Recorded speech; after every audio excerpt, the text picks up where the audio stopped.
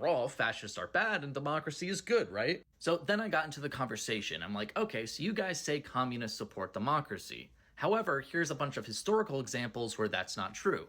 For one, the Bolsheviks did a coup against the provisional government in Russia after the Bolsheviks lost the election. So they completely disregarded the opinion of the people, meaning they don't respect rule by the people. The communists then told me that this coup was okay, even though another socialist group won the election. This is because apparently that socialist group worked with the liberals. So I'm like, okay. Well, that was an interesting story, Ben, but it's not the whole story now, is it? See, that little government that was elected in and then was later overthrown, undemocratically, it was voted in by the people of Russia. And it was a compromise between the people and the Tsar, who they wanted to overthrow. But the Tsar thought that he could maintain his power by compromising and putting in a parliamentary system like that. And so they did an election, and the party that ended up winning was called the Progressive Bloc. And this Progressive Bloc was comprised of various different socialists, like the SRs and the Mensheviks, and no Bolsheviks, unfortunately, and some various other different politicians that were running.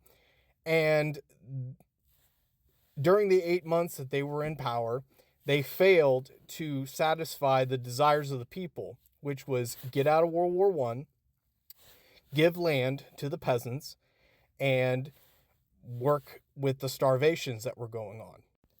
So these democratically elected officials failed to satisfy the desires of the people, and so they rose up and they removed them with a coup.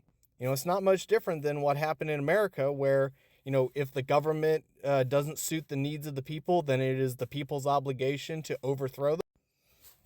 I mean, for us Americans, it's obviously okay to overthrow a government that is not suited for the people. So I don't see why it's not a problem for the Russian people.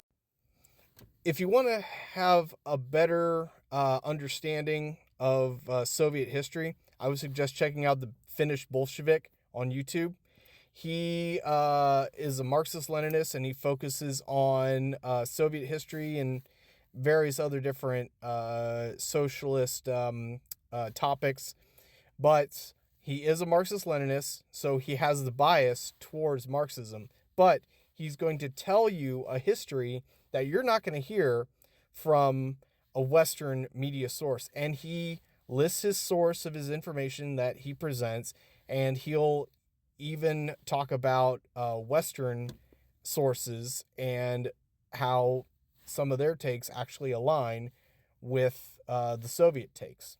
So if you're a person that believes in listening to both sides and considering the nuances of history, then I would suggest you checking out the Finnish Bolshevik and other authentic socialist, Marxist sources. And at least form your own opinion by listening to both sides. Because sometimes the truth is in the middle, but other times the truth is on the side of the ones being silenced.